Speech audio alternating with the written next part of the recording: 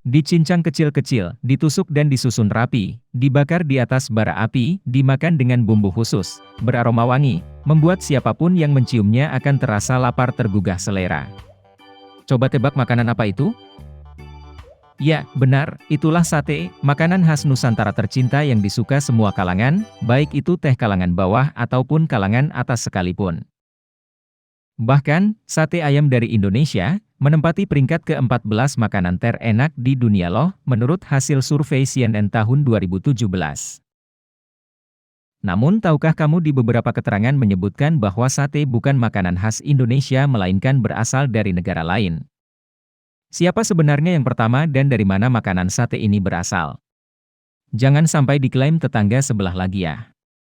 Prung ah!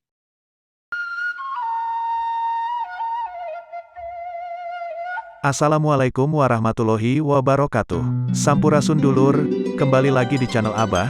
Semoga semua dalam keadaan sehat dan bahagia selalu ya.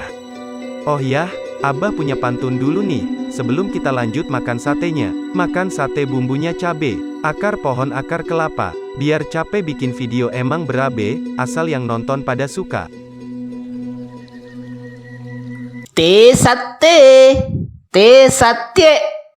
Te sate, te sate. Bahan utama sate adalah daging, bisa daging ayam, kambing, domba, sapi, kerbau, kelinci, bebek, babi, kerang, udang, bahkan kuda. Namun, yang paling familiar dibikin sate di Indonesia biasanya adalah kambing, sapi, atau ayam.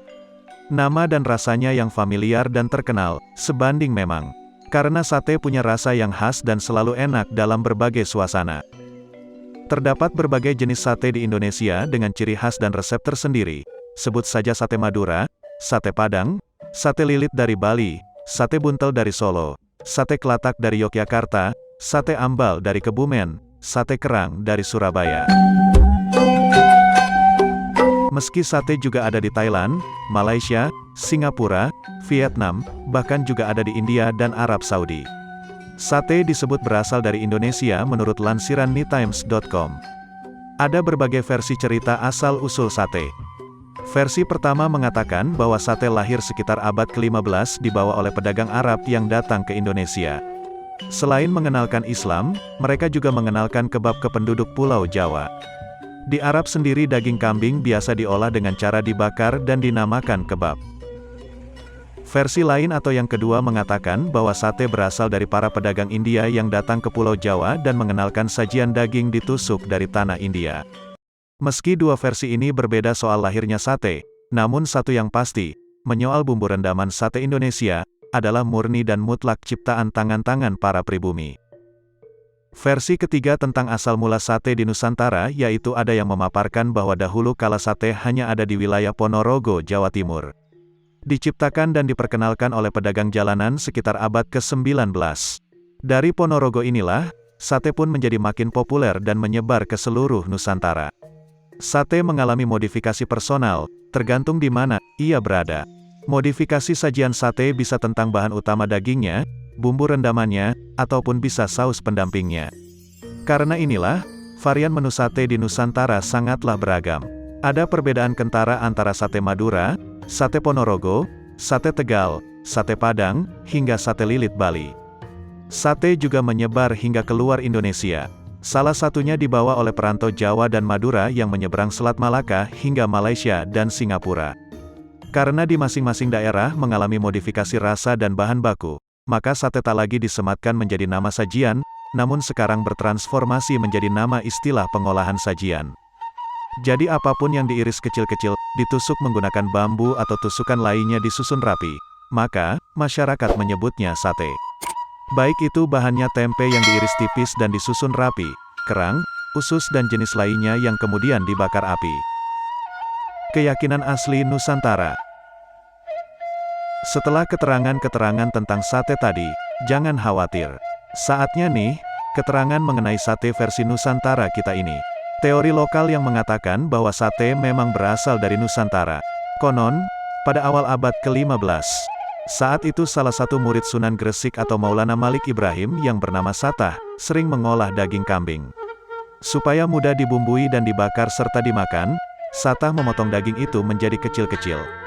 Ia lalu menusukkan potongan-potongan daging itu dengan batang bambu kemudian dibakar atau dipanggang. Tanpa diduga orang-orang ternyata menyukai daging bakar bikinan Satah sehingga mereka menyebutnya, daging Satah. Lama-kelamaan, pelafalan Satah berubah menjadi sate, dan itulah istilah untuk menamakan daging yang dipotong kecil-kecil, ditusuk batang bambu, sebelum dibakar.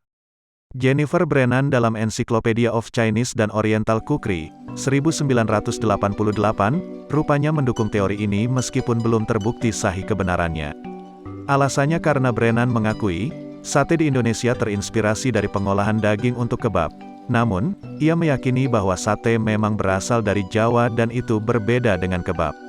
Brennan juga menegaskan bahwa Thailand dan Malaysia tidak bisa mengklaim sate sebagai kuliner khas mereka meskipun di dua negara Asia Tenggara itu juga dikenal jenis makanan serupa. Meskipun Thailand dan Malaysia menganggap hidangan ini adalah milik mereka, tanah air sate yang sesungguhnya adalah Jawa Dwipa, Indonesia Raya.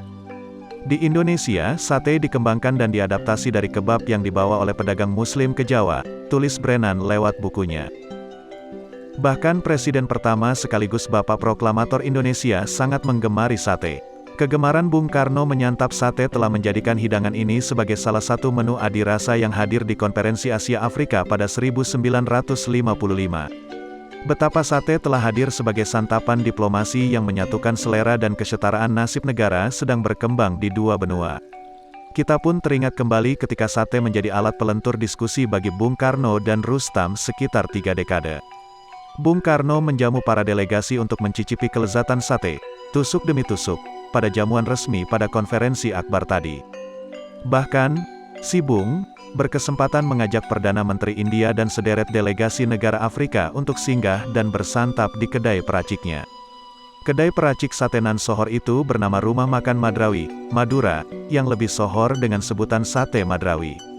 Pemiliknya adalah keluarga asal Madura asli yang mengadu nasib di Bandung.